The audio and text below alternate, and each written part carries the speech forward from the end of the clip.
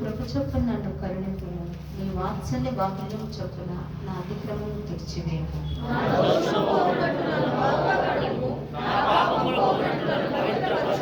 నా అతిక్రమం నాకు తెలిసే ఉన్నవి, నా పాపం ఎల్లప్పుడూ నా ఎదుటనున్నది.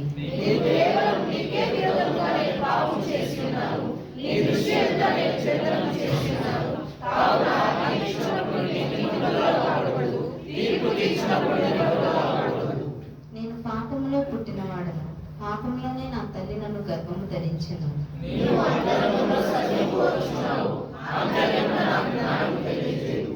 నేను పవిత్రుడగునట్లు హిస్సోపుతో నా పాపము పరిహరింపుము.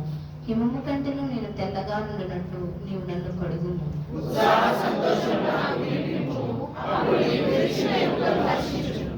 నా పాపములకు కొడవకము, నా దోషములన్నిటినీ తుడిచివేయము.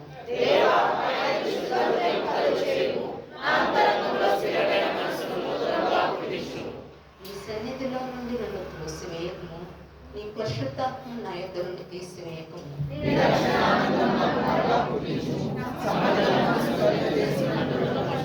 అప్పుడు అతిక్రమములు చేయి వారికి నీ త్రోవలను బోధించెదను, పాపులను నీ తట్టు తిరుగుదురు.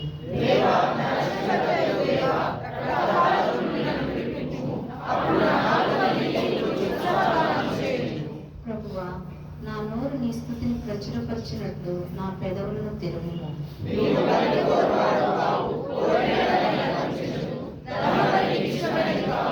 విరిగిన మనసే దేవునికి ఇష్టమైన బలుడు. దేవా, విరిగి నలిగిన హృదయమును నీవు అలక్ష్యము చేయవు.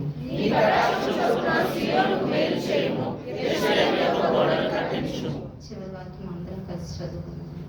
అప్పుడు